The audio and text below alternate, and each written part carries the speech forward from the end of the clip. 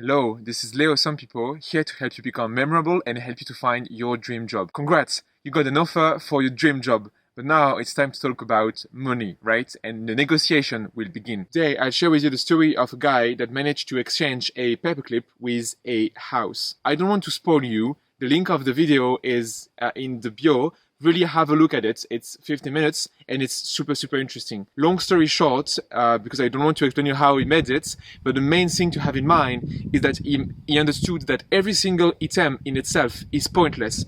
But when you know that this item has a value to the person in front of you, you can do miracles. And this is what you should do when you have to negotiate. You have to understand the values that you can be for the company and the values the company can bring you as well. Everything is about someone else needed the thing that you have, and that's how you become memorable during negotiation. Let's start with the basics. You should know your value. You should always know how much you're worth in the job market. And to do so, there is simple tools. Like there is the magnificent LinkedIn, there is the powerful Glassdoor. You can use it to know, well, the people which have the same job as you in the same place as the place you're looking for, you know how much they're worth. It is most of the times written. On some job description as well, you have the salary which is written. So know your worth. And if you're a young graduate, don't say that you're worth an amount which is like ridiculous compared to what you're really worth. This is important to know your value because you can negotiate from that. And if you don't find it on the internet, well, use the recruiters that you talk to know about the salary. Like you can ask them, oh, what's the average salary for that kind of positions?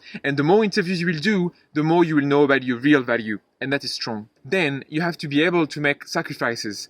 Let's say you apply to a super young startup or to a company that have a transparent grid. You know, like some companies, every single person have the same salary according to their diploma and according to the skills they have. So you have to be able to make sacrifices, right? And it's okay if you don't have the expected salary, because let's say you work in a small startups. If you have equity, for instance, instead of like a salary, well, if this company become like the new Facebook or the new Google, it will be way much more than this, you know, like tiny 2,000 you wanted to negotiate. So be able to make sacrifices, it will pay off if the company you have chosen is the right one for you. Now, when the moment of the negotiation arrives, you should show to the company that they already won your heart. And now they have to win another battle, which is negotiation. You don't want to create more stress to the company. Let's say that it was super hard for them to get that person. You don't want to be that picky candidate. Don't behave like this person that is not answering to the emails or the person that is expecting way too much. You want to be seen as an internal stakeholder already, not as an external one. You are the ally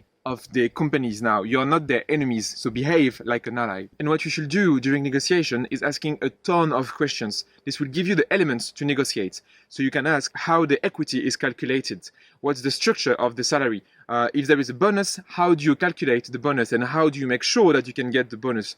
Also, what are the evolutions? So let's say you start at a salary which is not the one you expected, but after 6 months, they explain like every single person get a raise, which is actually like a good one, or after a year, after 2 years, well, you will know. And maybe sometimes you have to be able to do gambling and to be like, okay, it's okay, I will earn less than I wanted, but in 6 months, in 1 year, I will have more than what I would have had in another company that will have paid me a better salary from the beginning.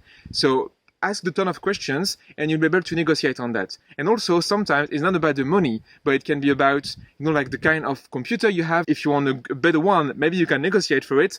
Or if you want to do remote works, or if you want to be able to have like adapted hours, it's fine. You can negotiate on things which are not the salary. Sometimes it's even a better move than to negotiate on a salary because, you know, like companies have a budget, right? And they won't probably be able to pay for an extra salary. But if it's like an extra $500 laptop, this they can probably do. So negotiate on the things that you realize from the question you ask that you can negotiate on. Last advice, don't ruin the relationship you will have with the company before it even started. You don't want to be this candidate that everyone hates during the negotiation phase. Because keep in mind that you will be the colleague of the person you talk to.